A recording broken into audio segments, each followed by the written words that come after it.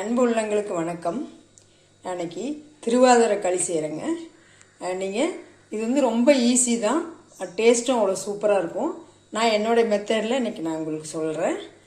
என்னென்ன பொருள்னு பார்க்கலாங்களா? இதில் நான் 1 டம்ளர் பச்சரிசி எடுத்துருக்குறேங்க. இது வந்து 1/4 லிட்டர் பிடிக்கும். இதே டம்ளரில் 1/4 டம்ளர் பாசி பருப்பு, 1/4 டம்ளர் கடலைப்பருப்பு, இது 3 எடுத்துக்கிட்டுங்க. அப்புறம் ஒரு 3 ஏலக்காய், 2 கிராம்பு. அப்புறம் இதே டம்ளரில் 1 டம்ளர் வெல்லம் நான் கொஞ்சம் எச்சா போட்டிருக்கிறேன். ஏன்னா கொஞ்சம் இனிப்பு அதிகமாக வேணும் அப்படிங்கிறனால போட்டிருக்கேன்.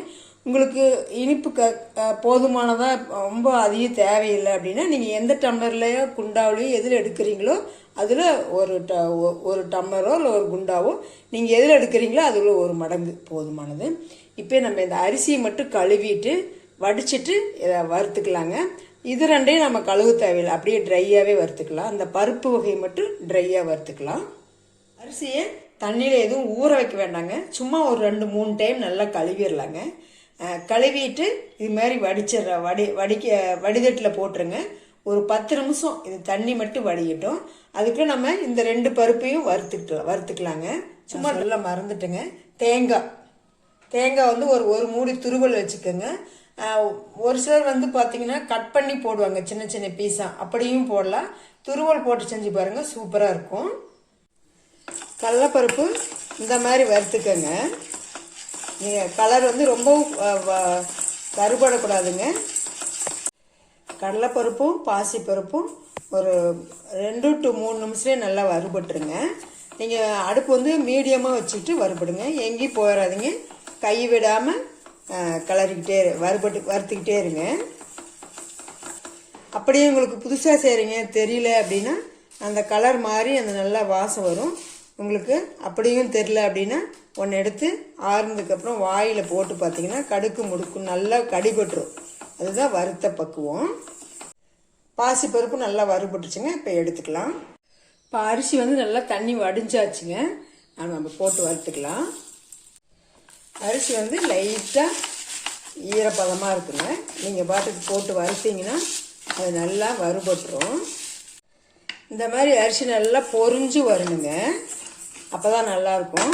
இப்போ நம்ம ஏலக்காவும் 2 கிராம்பு எடுத்து வச்சுருந்தீங்களா, இதை போட்டுக்கலாங்க. இப்போ நம்ம இந்த இடத்துல சுக்கு இருந்தாலும் போட்டுக்கலாங்க, அல்லது சுக்கு பொடி கூட போட்டுக்கலாம். சுக்கு அப்படியே ஒரு கிளறிட்டு இதை ஆறட்டுங்க. பருப்பு அரிசி எல்லாம் ஒன்றா போட்டு நம்ம அரைச்சிட்டு வந்துடலாம்.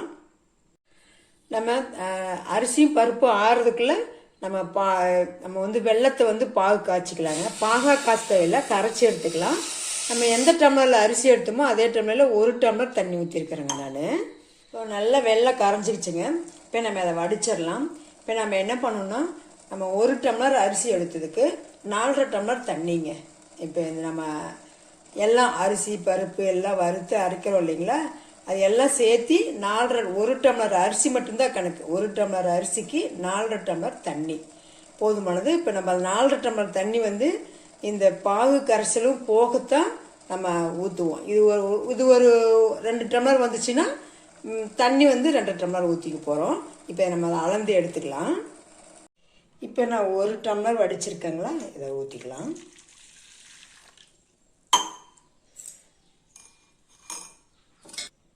இப்போ எனக்கு 1.5 டம்ளர் வந்துருக்குதுங்க. ஸோ 1 டம்ளர் தண்ணிக்கு 4.5 டம்ளர் தண்ணி. நம்ம இன்னும் வந்து இப்போ 1.5 டம்ளர் ஊற்றி வெள்ளைக்கரிசி வந்துச்சுங்க. இன்னும் 3 டம்ளர் தண்ணி இதில் ஊற்றுருங்க. இதை ஊற்றி எடுத்துக்கலாம். குக்கருக்குள்ளே வைக்கிற மாதிரி குண்டா வச்சுக்கோங்க. நீங்கள் நம்ம குண்டாவில் பாதி வேக்காடு வெந்ததுக்கப்புறம் நம்ம குக்கரில் தூக்கி வச்சு நம்ம ஈஸியாக நம்ம டக்குன்னு நம்ம களி செஞ்சிடலாங்க. இப்போ நான் 3 டம்ளர் வெறும் தண்ணி ஊற்றிருக்கிறேன். ப்ளஸ் இந்த பாகு கரைசல் வந்து வெள்ளைப்பாகு கரைசல் 1.5 டம்ளர் இதெல்லாம் சேர்த்து கொதிக்கிட்டுங்க. அதுக்கு இந்த அரிசி பருப்பெல்லாம் நல்லா காஞ்சிருக்கு. நல்லா நமக்கு வந்து ஆறி போயிடுச்சுங்க. இப்போ நம்ம மிக்சியில் போட்டு குறையாக அரைச்சிட்டு வந்துடலாம். இந்த மாதிரி அரைச்சிக்குங்க. ரொம்ப குறையாகவும் அரைக்க வேண்டாங்க, ரொம்பவும் ஃபைனாக அரைக்க வேண்டாம். இங்கே பார்த்தீங்களா, இந்த மாதிரி கொஞ்சம் பருன்னு சிறு ரவை இருக்குது இல்லைங்களா, அந்த பக்குவத்துக்கு நீங்கள் அரைச்சிக்கங்க. இப்போ கொதிக்கிட்டுங்க. கொதிச்சு தண்ணி சேர்ந்து நல்லா கொதிச்சிருச்சுங்க. இப்போ நம்ம தேங்காய் துருவல் வச்சுருக்கிறோம் இல்லைங்களா, இதில் நான் 1 மூடி தேங்காய் போட்டேங்க. இப்போ அதை போட்டுக்கலாம். நீங்கள் தேங்காய் வந்து நீங்கள் பல்ல கட் பண்ணியும் போடலாம், துருவியும் போடலாங்க.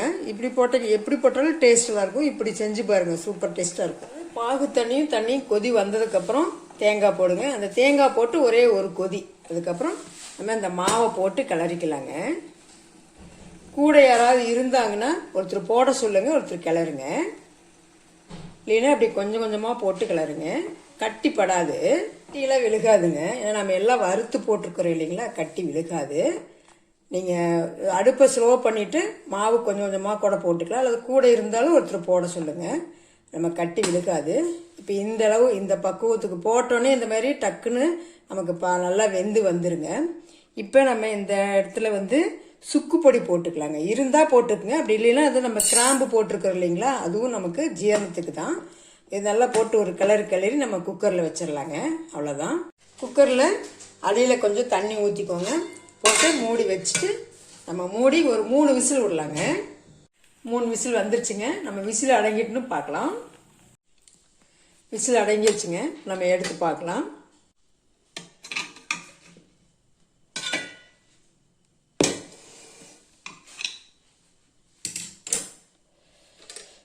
நல்லா வெந்துக்குச்சுங்க. களி, திருவாதிரை களி சுட சுட சூப்பராக ரெடி ஆயிடுச்சுங்க. குக்கரில் வந்து நம்ம டக்குன்னு வச்சுட்டோன்னா நம்ம ஒரு 10 நிமிஷத்துலேயே நம்ம வந்து சாப்பிட ஆரம்பிச்சிடலாம். ஏன்னா பக்குவமாக வந்துடும் களி. நம்ம குண்டாவில் கிளறணும்னா கொஞ்சம் லேட் ஆகும், அதுக்காக தான். இதுவும் இல்லாமல் இது குக்கரில் வைக்கிறது ரொம்ப ரொம்ப ஈஸி. டேஸ்ட் வந்து அட்டகாசமாக இருக்குங்க. நீங்கள் இந்த மாதிரி நீங்கள் செஞ்சு பாருங்கள், அவ்வளோ சூப்பராக இருக்கும். நாளைக்கு நீங்கள் இந்த திருவாதிரைக்கு இதே மாதிரி இதே அளவுகளோட நீங்கள் செஞ்சு பாருங்கள். இதுவே சாமி படைக்கிறதுக்கு நீங்கள் டக்குன்னு செஞ்சு சாமி படைச்சிடலாம்.